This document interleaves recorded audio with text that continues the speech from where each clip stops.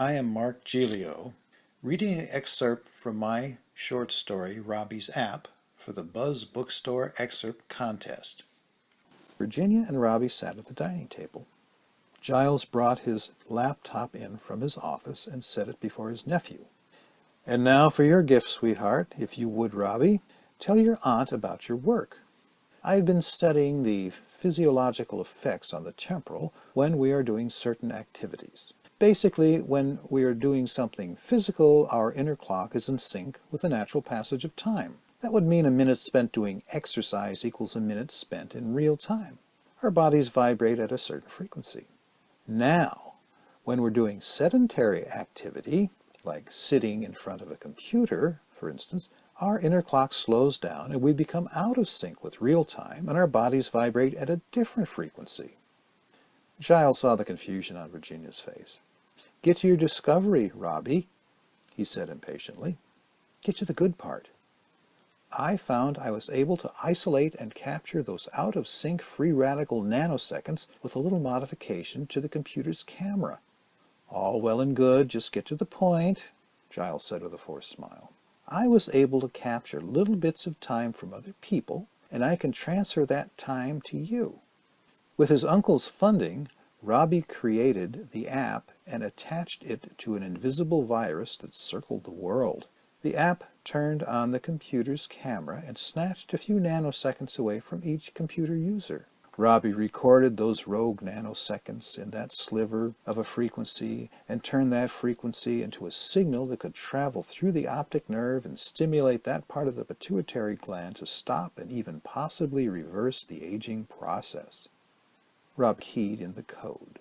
He smiled at his aunt and uncle. "And now, all you have to do is look in that little lens right in the middle of the frame at the top of the screen." Virginia leaned in and focused on the camera's lens. She touched it with her fingertip.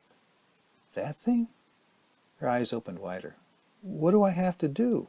"I have the computer set up, so all you have to do is hold down the enter button and look into the lens. You should feel a little tingle when the ion stream that carries the out-of-sync radical nanoseconds travels through your optic nerve to your brain and attaches to the synapses. Just don't look into the lens for too long at a time." "Like this?" Virginia looked into the tiny camera eye and held the enter key down. She did feel a tingle. "Yes, like that.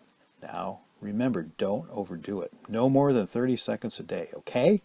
You're getting little bits of time from people all over the world."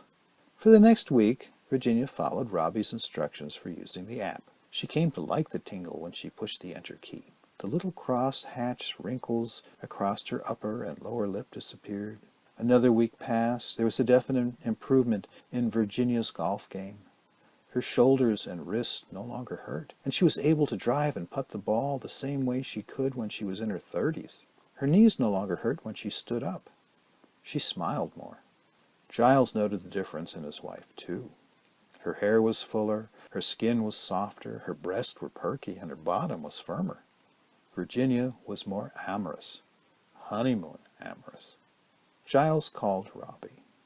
Robbie told his uncle not to worry as long as Aunt Virginia didn't overuse the app. "You look great, babe. Whatever you're doing, keep it up. Delectable." Giles licked his lips and asked, "You're using Robbie's app just once a day, right?" She lied. He wanted to believe her if it meant her looking better and better each day. It was 6 weeks to the day after her birthday present. Virginia stood in front of the mirror getting ready for her morning shower. She had to look twice. Her breasts were smaller.